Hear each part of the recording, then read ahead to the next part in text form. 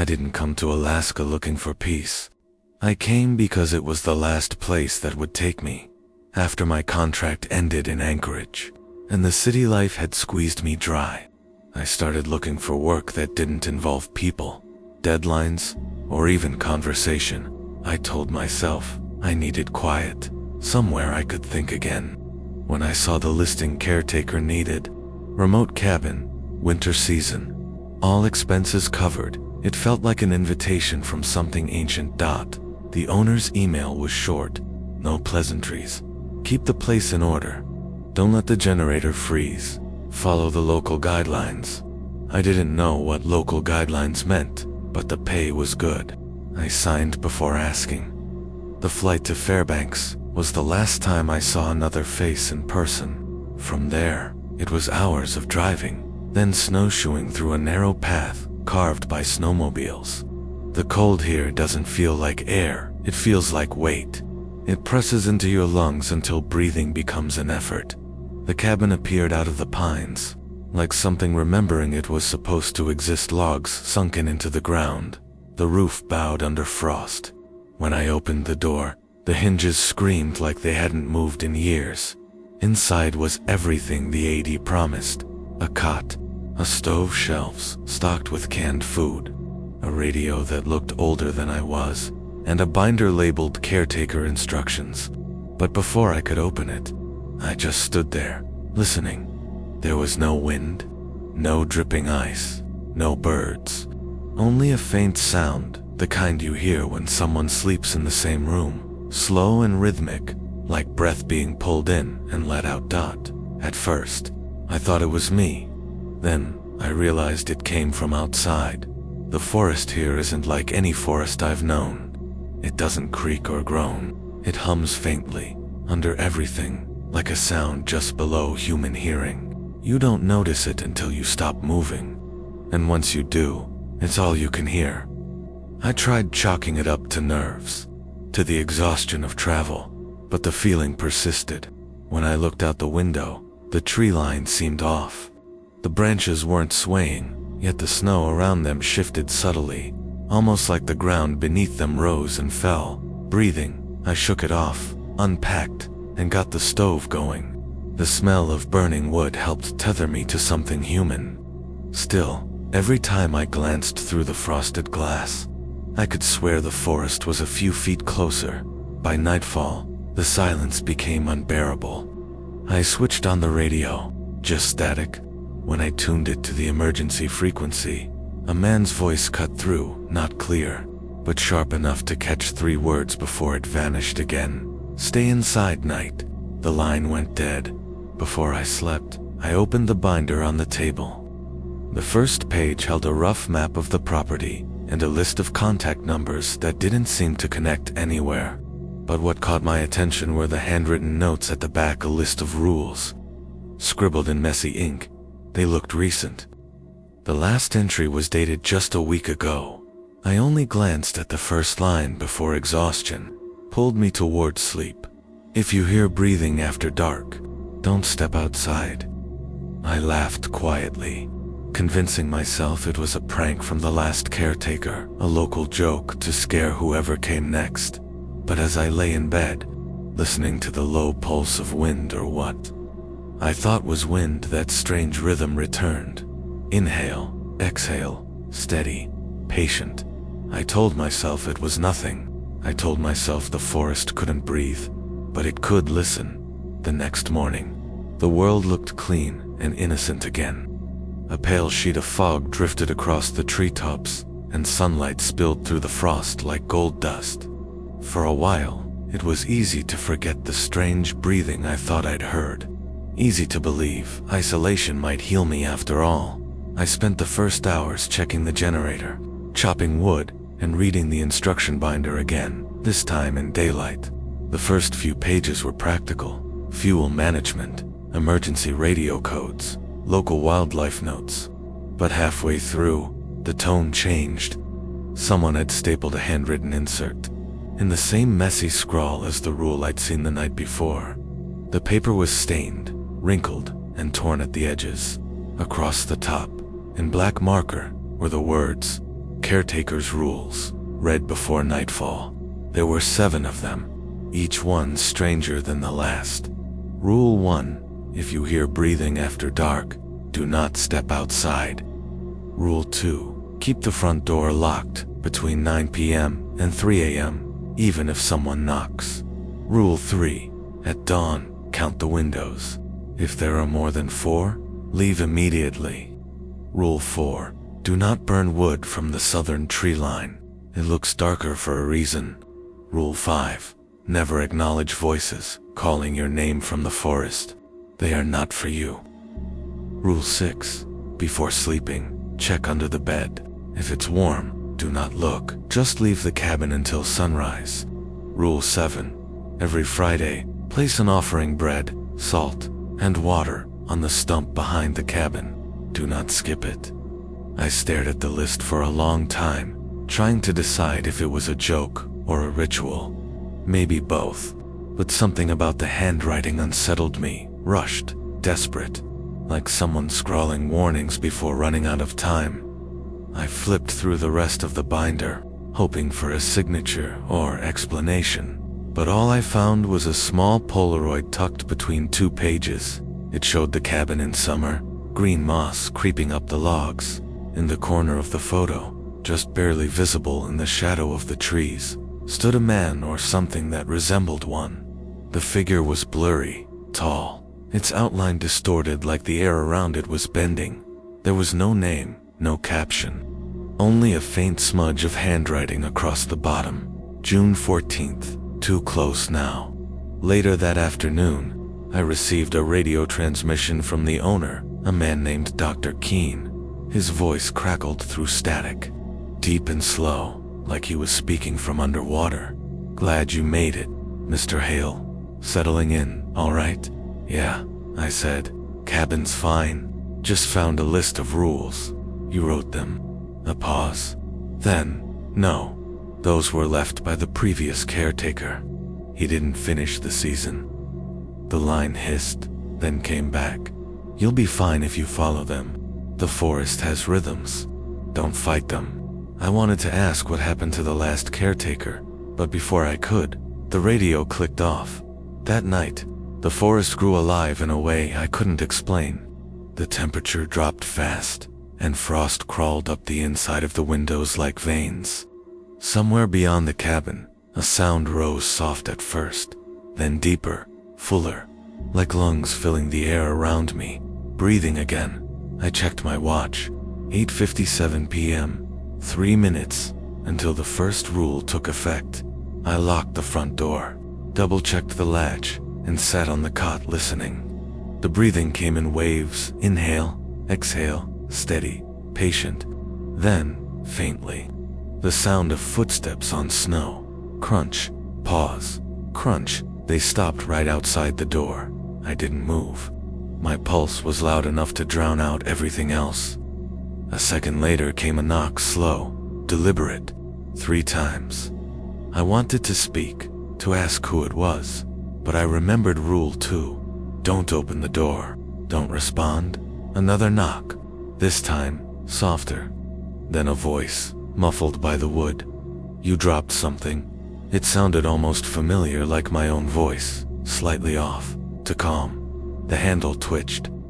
I gripped the nearest thing I could find, a fire poker, and stood perfectly still. The voice spoke again, this time closer, like it was whispering through the crack in the frame. You can come out now. It's over. Then silence.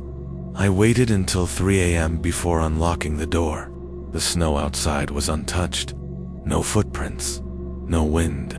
Just a faint depression near the steps, as if someone had been kneeling there. Waiting dawn in the morning. I checked the windows like the rules said. 4. Same as yesterday. But when I looked through the last one, the narrow one facing the forest, something caught my eye. A figure stood by the tree line, tall, still, facing the cabin. It stayed there for what felt like hours. Motionless, as if carved from the same wood as the trees around it. When I blinked, it was gone by midday. I had convinced myself it was fatigue. Isolation plays tricks on the brain. But when I went to fetch firewood from the southern side of the clearing, I noticed something strange. The trees there were darker, not black, but wet-looking, as if sap oozed through the bark. The air near them felt wrong, heavy, like standing too close to something alive. I remembered Rule 4. Do not burn wood from the southern tree line. I turned back immediately.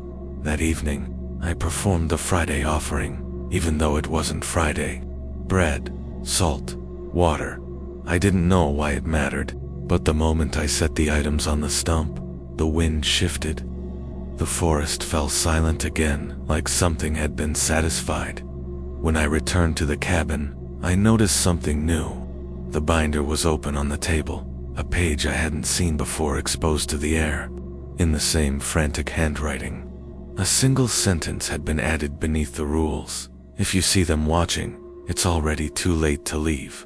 The third night, exhaustion got the better of me. I had been careful double-checking locks, counting windows, keeping to the rules, but curiosity has a way of eroding caution. It started with a sound. Not the regular breathing, not the forest hum I had begun to accept, but a soft scratching at the back door, like claws dragging along wood.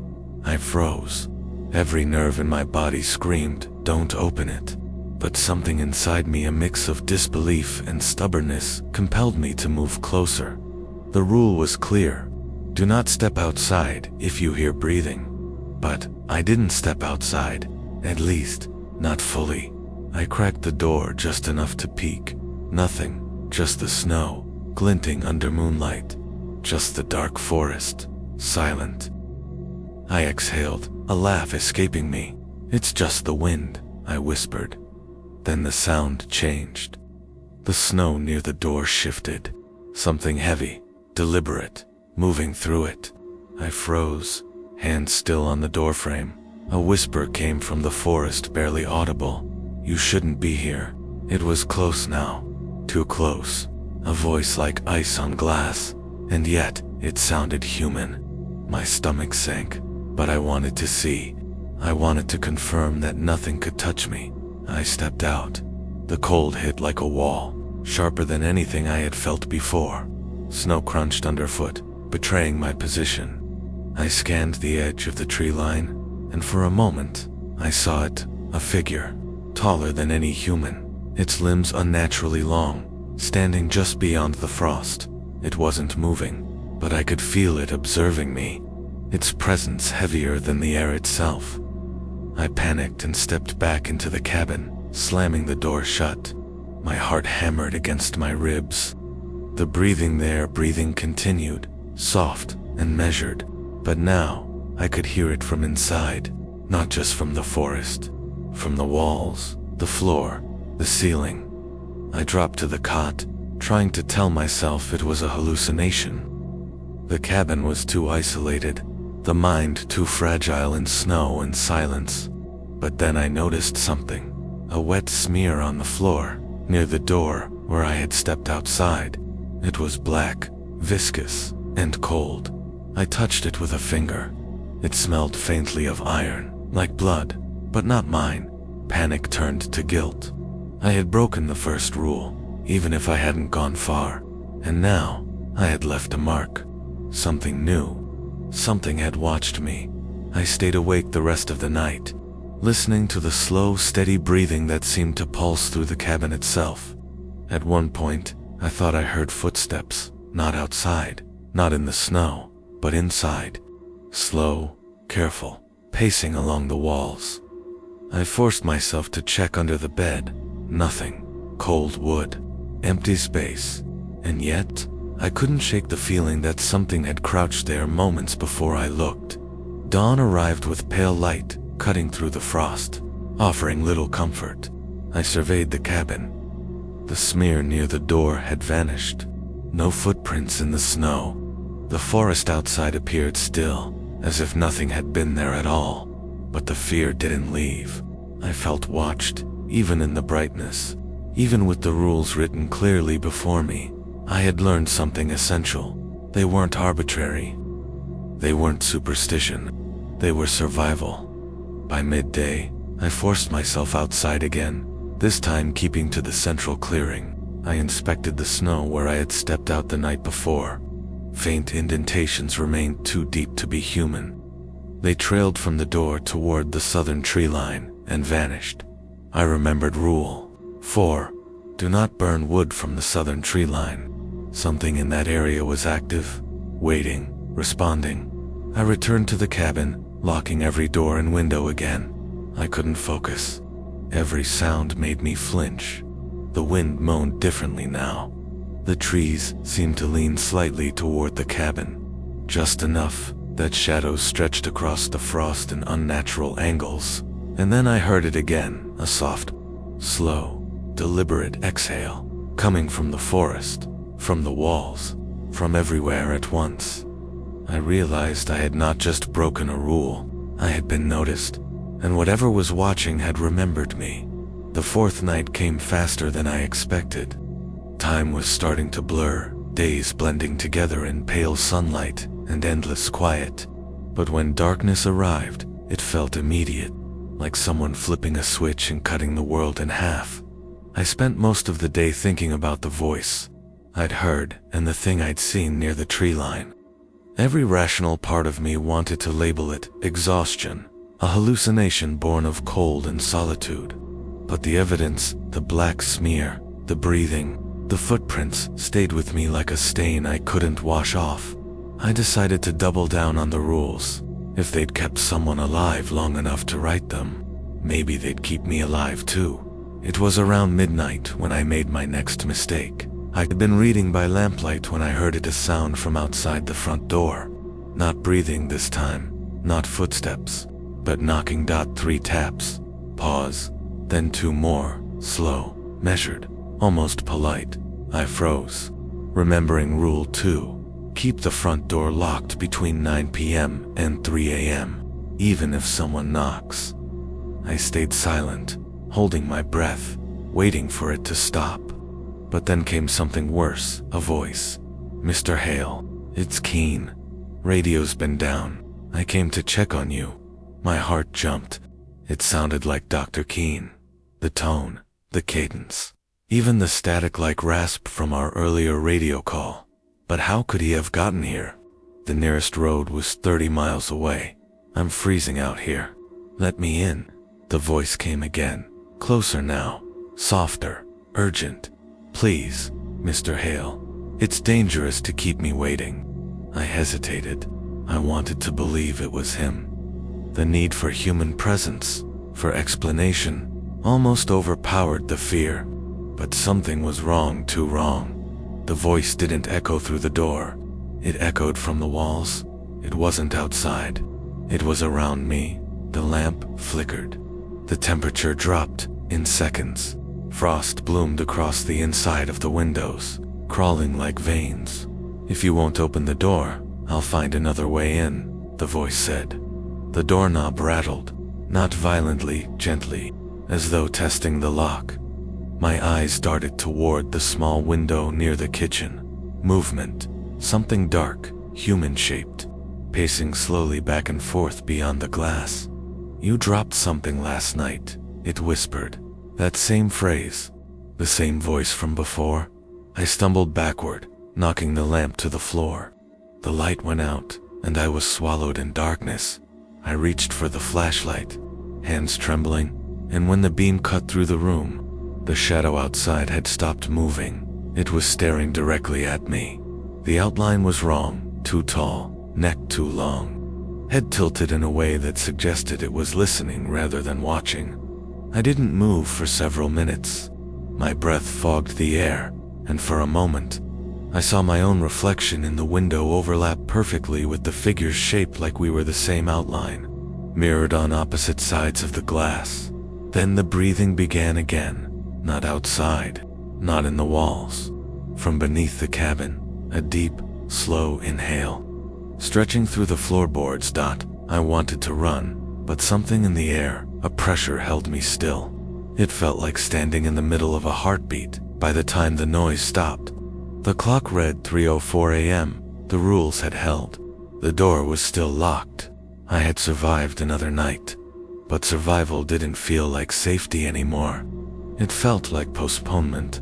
The next morning, I checked the windows again, still but as I moved to the back of the cabin, something new caught my eye.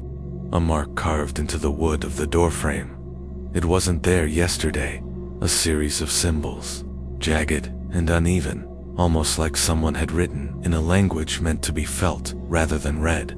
When I touched the grooves, the wood pulsed faintly beneath my fingers. Warm. I jerked my hand away. Later that day, I tried the radio again. Static. Then, for a brief second, a voice cut through, weak, distant. "Don't open it. Not him. Not me." Then silence. The message replayed in my mind over and over. If it wasn't Keen outside, then who or what had learned to sound like him? That night, I nailed the windows shut. I pushed furniture against the door, but deep down, I knew it didn't matter. Whatever lived in that forest didn't need doors. It had already found a way inside. The days blurred together after that night. I stopped thinking about normal schedules, about sunlight or meals. Survival consumed my every thought, but I knew I needed information. Answers. Rules without context are just instructions to die by, and I wasn't ready to accept that. I started searching the cabin, meticulously room by room, every drawer, shelf, and floorboard. It was when I lifted the rug in the corner of the main room that I found the first clue, a trapdoor. Small and hidden under the thick wool, it had been painted over to blend with the floor. Rusted hinges groaned as I lifted it. A narrow stairwell descended into darkness, and the air that rose smelled of damp earth, old wood, and something faintly metallic. I grabbed my flashlight and descended. The space below was cramped, more like a cellar, though it seemed to extend farther than the cabin above suggested. On the walls were shelves lined with notebooks, Polaroids, and fragments of journals. The pages were yellowed and brittle. Many were smeared with water stains, others covered in frantic, almost illegible handwriting.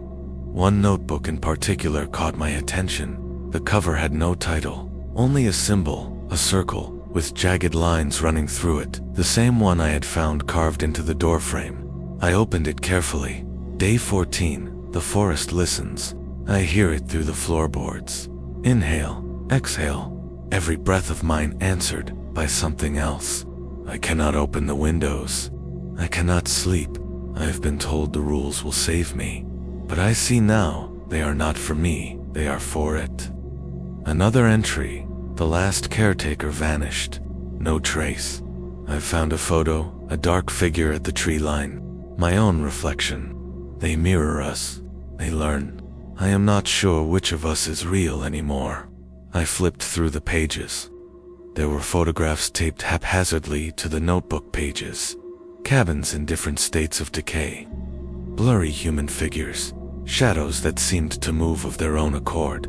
One image showed the southern tree line, the same area the rules forbade using for firewood. In the picture, the trees were darker than night itself, black sap glistening in the snow. There were scraps of a security log, notes like, checked windows for still safe, counted windows 5. Something is wrong, do not leave cabin. Offering placed at stump. Breath stops, silence, temporary reprieve. The entries were dated over several years, multiple caretakers, all following the same rules. Some disappeared suddenly, some wrote last entries in complete madness. I stumbled upon a small, broken recorder, pressing the play button. Static filled the room. Then a voice, distorted and choked, played back in broken segments. Listen, forest watches, inhale, exhale rules, do not leave. The sentences didn't make sense individually, but together they created an impression of urgency, a warning etched in fear, layered over years of repetition. Something about the voice sounded eerily familiar. Then I realized it wasn't the same voice for every recording. Each caretaker, unknowingly, had been recorded over the years. They spoke in panic, and their voices were absorbed, rewritten, echoed back through the cabin, the forest, the walls, the forest remembered. A pile of Polaroids near the far wall made my stomach tighten. Each photo captured someone, the caretaker, standing outside the cabin at different times. Every single one had the same posture, frozen mid-step, staring at something unseen. And in every image, the forest looked subtly different, the shadows deeper, the trees bending ever so slightly toward the person, like watching, leaning in.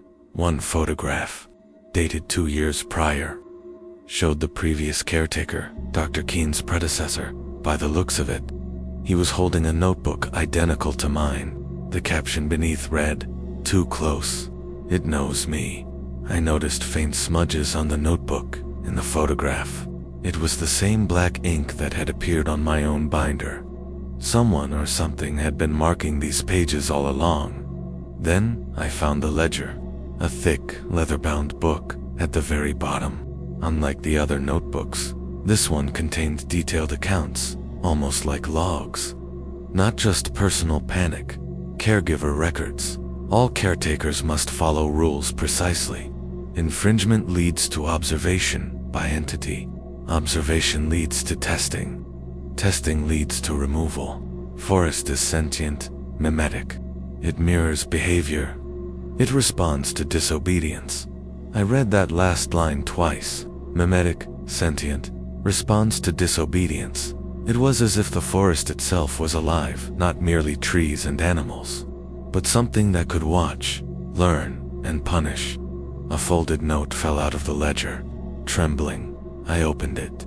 In neat, chilling handwriting, it said, "Do not trust anyone who brings the rules. They survive because they obey. You will learn them. They are a lie." The forest does not forgive curiosity. I realized then that the voice I had heard at the door, mimicking Keen, could have been the forest itself. Not human, but aware, deliberate, testing, probing. I stayed in that cellar until the sun was high, feeling the weight of years pressing down. These weren't just rules, they were a system of containment, a fragile barrier between the living and the entity that thrived in the forest. One misstep, one broken instruction, and the forest wouldn't just watch. It would act. By the time I climbed back to the main cabin, I understood something horrifying. I was not the first to fail here, and I would not be the last if I didn't figure out the deeper logic behind the rules. And somewhere in the shadows beyond the southern tree line, I could feel it, patient, breathing, waiting. That night, I couldn't sleep. Every sound from the forest felt amplified, every shadow deeper than it should have been. I kept the flashlight close, the door locked, and the windows nailed shut. I repeated the rules in my mind like a mantra. Do not step outside. Do not open the door. Do not touch the southern wood. But deep down, I knew it was futile. Around 1 a.m., a sound broke the monotony, a whisper, low and deliberate, coming from beneath the floorboards. I froze. It wasn't human. It was hollow, yet familiar, like the last caretaker's voice twisted through a filter of ice. You shouldn't have seen the ledger. My heart skipped. That voice, it wasn't in the radio. It wasn't outside. It was inside the cabin. The walls seemed to breathe with it, rising and falling like a chest. I gripped the fire poker, trying to convince myself I was imagining it. But then the floorboards near the kitchen groaned. A shadow moved beneath the thin layer of floor.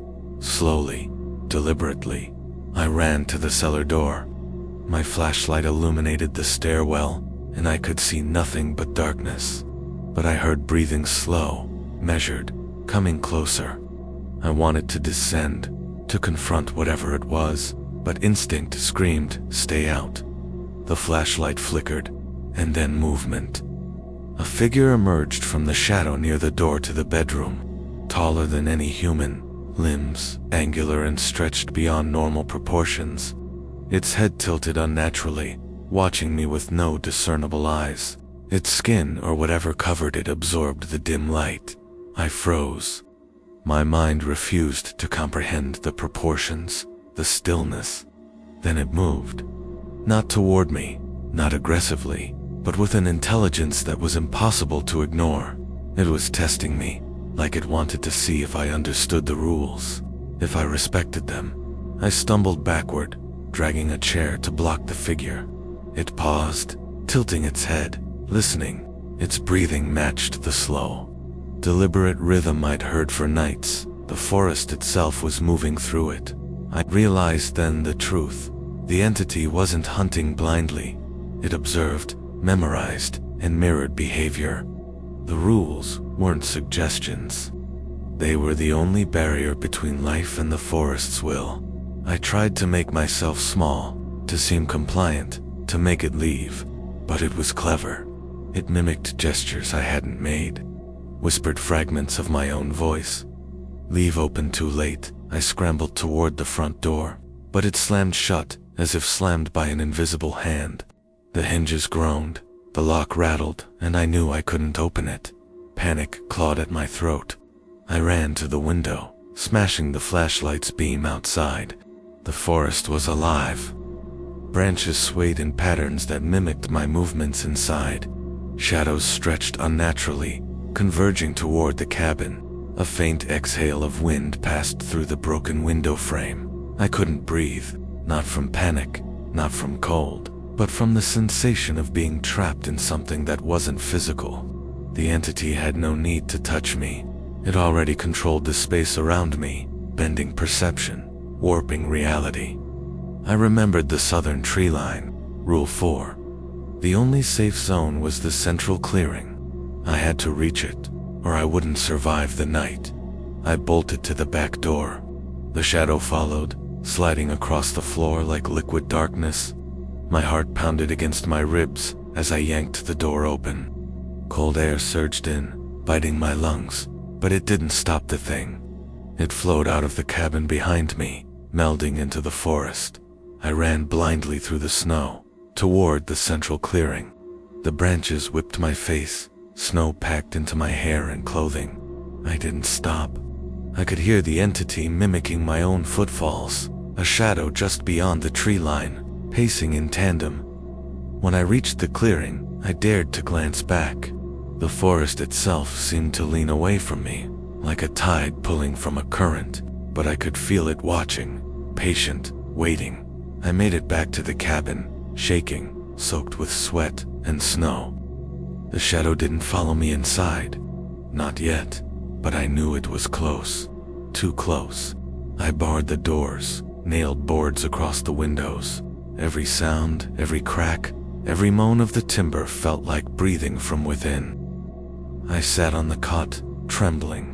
My flashlight illuminated the black smear that had appeared on the floor during my first violation. Now, similar smudges stretched toward the walls, forming irregular patterns that resembled symbols, almost like a map of observation. The breathing persisted, not just outside, not just inside, it was everywhere.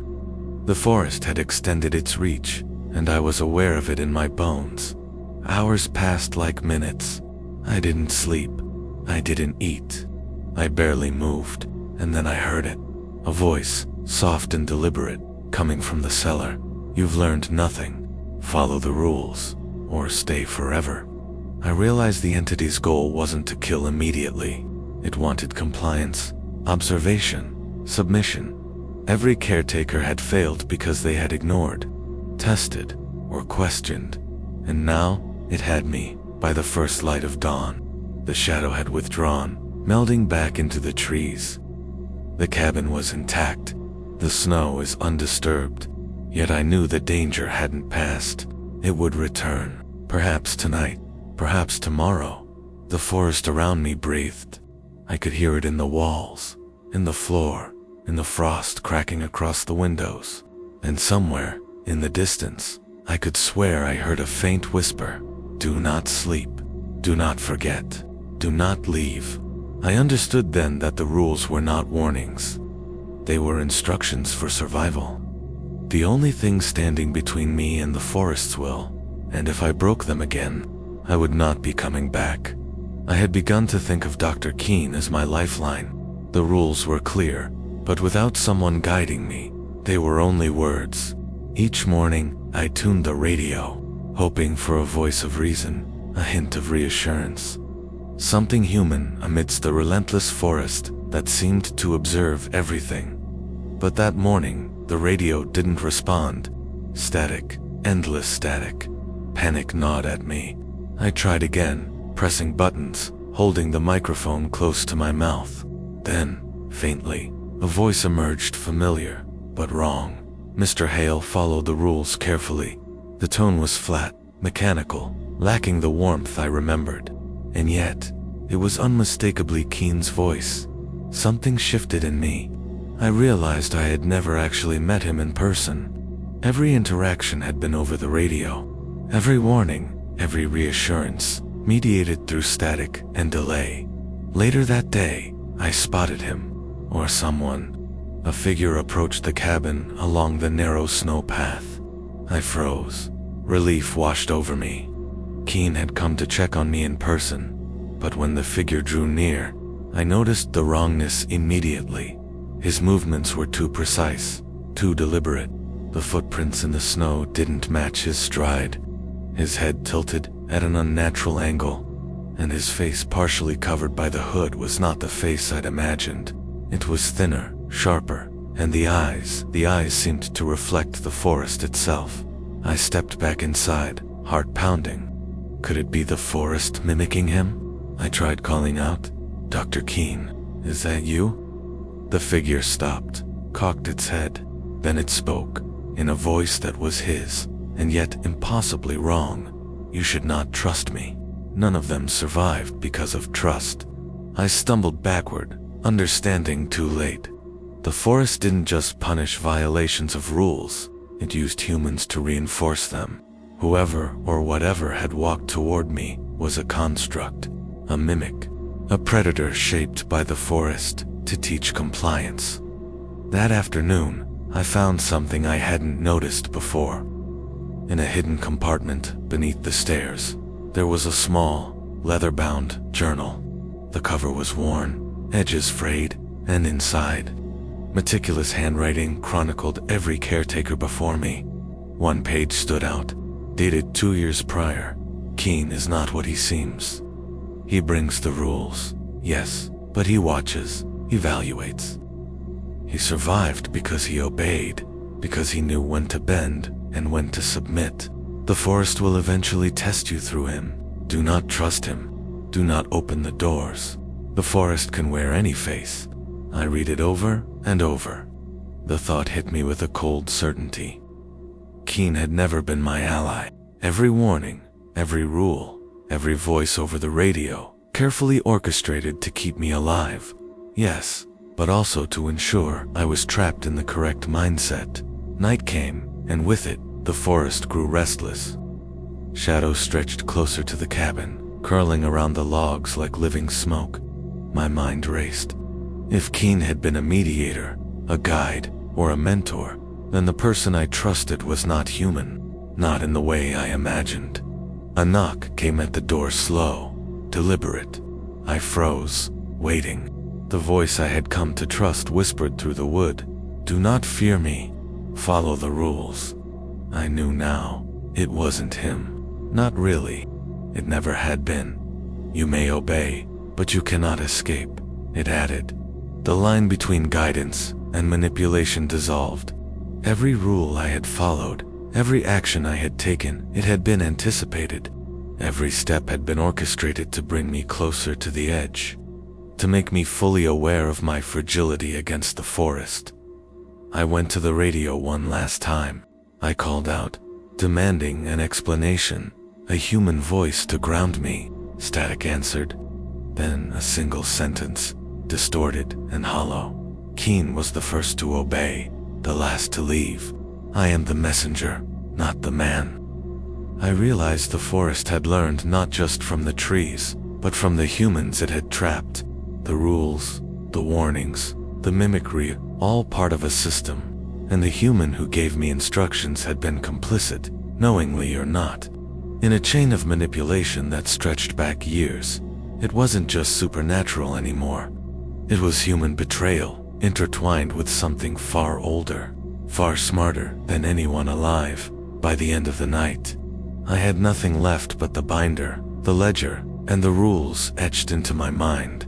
I didn't trust anyone, not the radio, not the notebook, not even the occasional reflection in the frost-covered windows. Keen had never existed here as I imagined. He was a conduit, a proxy, a warning, and the forest, patient, sentient, and breathing, had used him to test me. I understood, finally, that the greatest threat wasn't the forest alone. It was the deliberate manipulation of a human mind, bending me to the entity's will before I even realized the danger. And now, the forest was watching more closely than ever. I didn't know when dawn came. The light outside was gray, shapeless, bleeding through the cracks in the boarded windows like smoke instead of sunlight. I'd spent the night pacing the cabin, watching shadows move along the walls, as if they were thinking. The rules echoed in my mind, every one of them like scripture. Don't go outside after sunset. Don't answer the knock. Never touch the southern wood. And the last one, the one that was never written, but always implied. The forest decides when you leave now. I wasn't sure if I wanted to. The radio crackled again around mid-morning. Static gave way to a voice, not Keen's. Not exactly. It was softer, closer to my own. You've done well. The forest accepts you. Stay. That word stay carried a weight that chilled me. It didn't sound like comfort. It sounded like confinement. I stared at the cabin walls, every beam and panel whispering faintly, like wood sighing under pressure. The breathing wasn't just outside anymore. The cabin itself had joined in, synchronizing with the rhythm of the trees, and I realized something awful. The forest didn't just want observers, it wanted keepers. I packed my bag, what little I had left. Canned food, the ledger, the knife, the rules, scrawled on a torn sheet. My hands shook as I stuffed them in. I didn't care where I went, only that I got out. Outside, the air was motionless. The trees loomed like sentinels, their trunks subtly flexing as though drawing breath. The snow beneath my boots sank deeper than it should have, like something beneath the surface was softening it deliberately. For the first time, I spoke to the forest. I'm leaving, I said aloud, voice trembling. You can have your cabin. You can have your rules. The wind didn't stir. The silence felt personal. I took the northern path, the only one that led downhill. I'd walked it before, during the first few days, before the fear had set in. It should have led to an old supply shed near the frozen stream. But now, as I walked, I began to realize the trees were rearranging. The trail looped back on itself. No matter how far I went, the cabin remained in the corner of my vision, sometimes ahead, sometimes behind. The forest wasn't just alive, it was aware. I tried marking trees with my knife, slashing deep cuts into the bark. But when I turned around, the marks were gone. In their place, thin black lines pulsed faintly, like veins. Then came the whisper again, not from a single direction, but from all around, rising and falling with the forest's rhythm. You are chosen. You are keeper now. I broke into a run. The air grew heavier, colder. The trees bent inward, their branches clawing the sky. The forest's breathing quickened, matching my pulse. When I tripped and fell, my hands sank into the snow, but it wasn't snow anymore. It was soft, fibrous, like the inside of lung tissue. I screamed, scrambled to my feet, and ran back toward the cabin, the only solid thing left in this shifting nightmare. When I burst through the door, I found something waiting on the table. A fresh page had appeared in the ledger, the ink still wet. Caretaker accepted, bound by observation. Do not resist. Do not leave again. The forest grows through you. My hands shook violently. Beneath my sleeves, I could see faint veins darkening beneath my skin, branching outward like roots. They pulsed faintly with every heartbeat. I grabbed the knife and dug the edge into my arm, shallow enough not to bleed much, deep enough to see. Beneath the skin, the blackness wasn't ink or bruise. It was moving. The forest wasn't content to keep me here. It was claiming me. I fell to the floor, gasping, trying to think. There had to be a way to stop it, to break the pattern. Maybe burning the cabin, destroying the ledger. Anything to cut off whatever link the forest had created. I dragged myself to the fireplace and threw the ledger inside. The paper hissed as flames took it, curling into ash, but the forest screamed back, not in words, but in sound. A deep, guttural rumble that shook the ground, rattled the windows, made my vision blur. For a moment, I thought I'd won.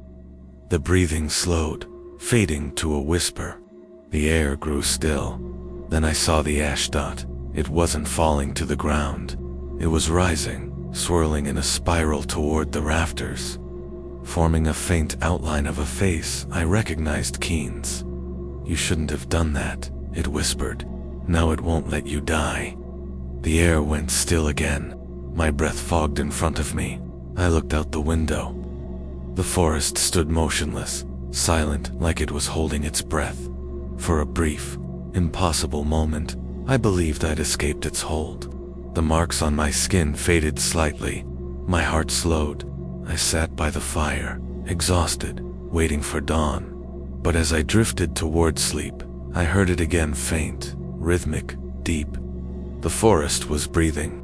The cabin was breathing. And when I looked down at my hands, I realized the truth. The marks hadn't faded.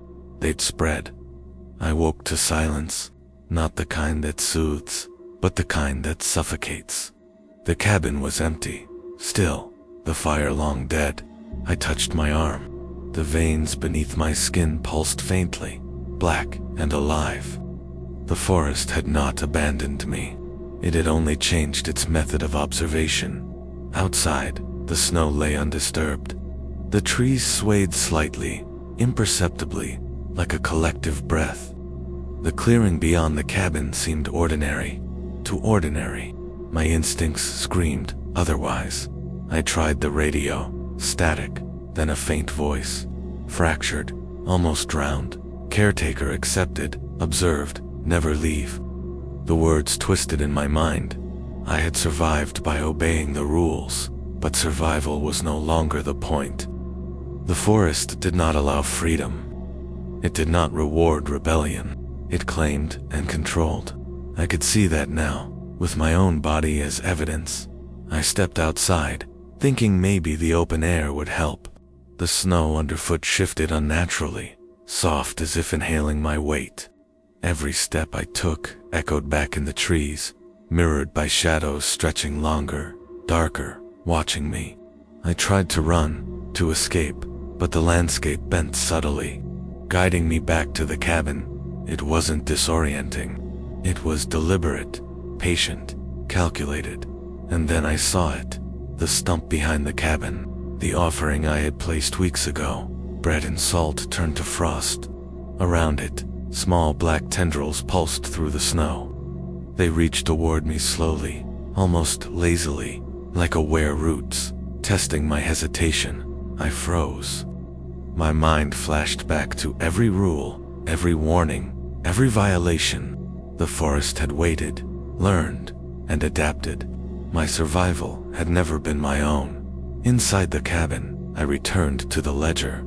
Blank pages had filled with my handwriting, rules I had not yet discovered, notes I did not remember writing. The forest's presence in the cabin was tangible, a pulse beneath the floorboards, a faint rustle in the walls, the subtle movement of shadows. I understood. Finally, the forest never sleeps. It does not forget, it repeats, and it trains. Caretakers are not survivors. They are participants, willingly or unwillingly, bound to a cycle older than the cabin, older than the trees, older than the snow. The breathing returned, slow, patient, familiar. I realized it had always been here under my bed, behind the walls, in my own chest. I tried to leave. The door would not budge. The windows would not open. My legs moved, but the clearing remained the same. The forest was infinite and immovable, and I had become part of it. I sank to the floor. my breath fogging in the icy cabin air. The rules were complete. My body pulsed with dark veins, the forest marking me as its own. I whispered to myself, a faint hope lingering. Maybe tomorrow I could find a way to escape. And then I heard it, my own voice, distorted, coming from the frost-covered window. Do not step outside. Do not break the rules. I looked up. My reflection in the glass was wrong. The eyes weren't mine. The head tilted slightly, too deliberately. And outside, through the snow-laden trees, I saw another cabin identical. Another caretaker, just arriving, unaware. I understood the cycle now. The forest does not just observe, it recruits, it teaches, and it never forgets. I whispered back, though I knew it was pointless. It breathes, and it remembers. The reflection smiled, and the forest exhaled.